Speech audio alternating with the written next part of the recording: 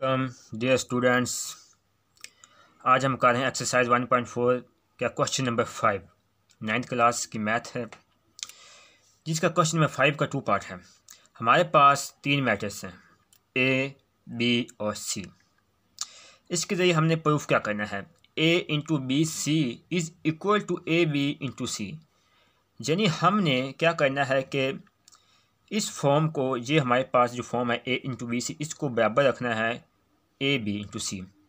यानी B C जो matrix है उसका जो प्रोडक्ट आएगा उसको हम आंसर करेंगे ए के साथ। जो हमारे पास आंसर आएगा फाइनल वो बराबर होना चाहिए कि ए बी प्रोडक्ट का जो आंसर आएगा सी के साथ मल्टीप्लाई करने के बाद जो फाइनल आंसर आएगा वो आपस में बराबर होना चाहिए। हम लेते हैं सबसे पहले राइट हैंड साइड ए इंटू बी सी। सबसे पहले जो ब्रैकेट में है बी सी, इसको हमने सॉल्व करना है ए इंटू बी सी। जो बी सी को सॉल्व करने के बाद हम ए के साथ मल्टीप्लाई करेंगे। हमारे पास बी है ये मैट्रिक्स और सी ये है। अब हम इसको सबसे पहले हम इसको मल्टीप्लाई करते हैं। हमारे पास बी और सी, जब भी मैट्रिक्स को मल्टीप्लाई करना है सबसे पहले क्या करना है हमने, जो हमारे पास रो है ये वाली, इसको हमने मल्टीप्लाई करना है इस कॉलम के साथ।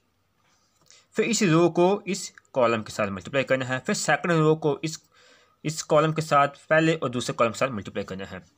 हम कहते हैं 1 2, 1 को 2 से मल्टीप्लाई किया, फिर प्लस 2 को 1 से। यानी हम इस रो को इस कॉलम के साथ मल्टीप्लाई कर दिया। अब हम 1 को 1 के साथ, फिर प्लस 2 को 3 के साथ मल्टीप्लाई कर दिया। अब -3 को करेंगे 2 के साथ, प्लस -5 1। अब -3 को 1 के साथ मल्टीप्लाई किया, प्लस -5 3 के साथ हमने मल्टीप्लाई किया।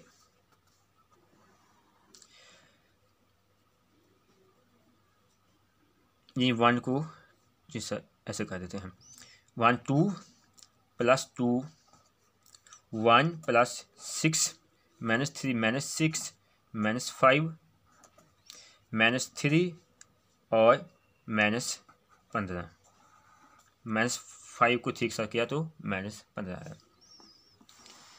अब हमारे पास क्या आंसर आता है, बी सी 4 7 -11 -18।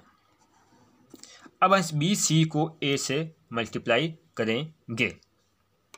जो ए इंटू बी सी, जो हमारे पास बी सी आया था लास्ट में, उसको हम एक साथ मल्टीप्लाई करना है। हमको पहले आपको बता चुका हूँ कि इस रो को पहले हम इस कॉलम के साथ मल्टीप्लाई करना है, फिर इस रो को दूसरे कॉलम के साथ। -1 4 क्या हुआ, -4 प्लस 3 -11 -33। अब -1 को, अब इस रो को दूसरे कॉलम के साथ, -7 -54। 3 को -18 के साथ -18 36 4 में जाता है। अब 2 को 4 के साथ 8 प्लस 0 -0 0। 2 को 7 के साथ मल्टीप्लाई किया 14 प्लस 0 को 18 के साथ मल्टीप्लाई किया तो 0 जाता है, -18 0। -4 -33 हुआ -37 8 -61 -7 -54 होता है -67। अब 14। ये हमारे पास आया है राइट हैंड साइड। अब जो हमारे पास लेफ्ट हैंड साइड आए, जो हमने वो सेम आंसर आना चाहिए।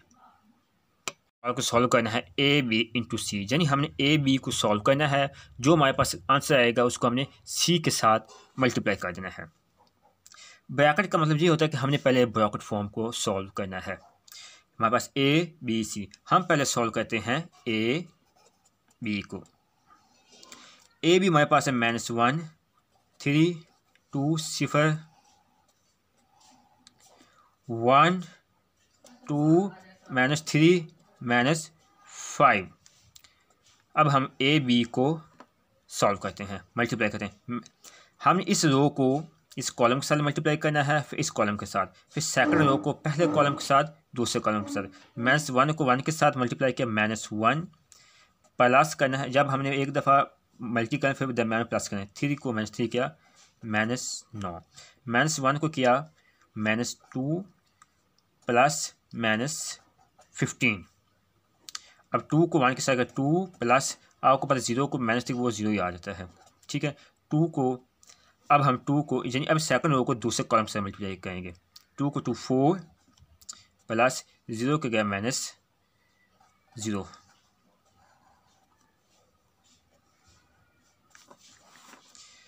-1 -9 ये प्लस है, ये सेम रहेगी। -1 ये हो जाएगा -10, -2 और -15 ये हो जाएगा -17, 2 4। ये हमारे पास आ गया है ए बी। अब हम ए बी को मल्टीप्लाई करेंगे सी के साथ। हमने जो हमारे पास ए बी हमने सॉल्व किया है लास्ट में, अब हमने इसको सी के साथ मल्टीप्लाई करना है। हमने आपको पता है, मैं पहले बता चुका हूँ कि जो फर्स्ट रोज को है, जो फर्स्ट रो है, इसको हमने पहले हर कॉलम के साथ मल्टीप्लाई करना होता है, ठीक है। जब मल्टीप्लाई कर रहे होते हैं, इसमें 2 ही कॉलम है, इस कॉलम के साथ मल्टीप्लाई किया, फिर इसके साथ। -10 को 2 के साथ किया, -20 प्लस -17 को 1 के साथ, ये आ गया -17। अब -10 को 1 के साथ किया तो -10, अब -17 को 3 के साथ कर दिया तो ये आएगा -51। और 2 को 2 के साथ किया 4 को 1 के साथ 4, 2 को 1 एंड 4 थे 12 -20 -37, 4 को 8 आया, -10 और -51 -61, 12 2 और 14। ये हमारे पास आ चुका है ए बी सी। जो हमने लास्ट में मालूम किया था ए इंटू बी सी, वो सेम आंसर था। अब हमारा ए इंटू बी सी वो भी हमारा सेम आ गया, यानी right hand side is equal to left hand side. हमने इसको प्रूफ कर दिया है।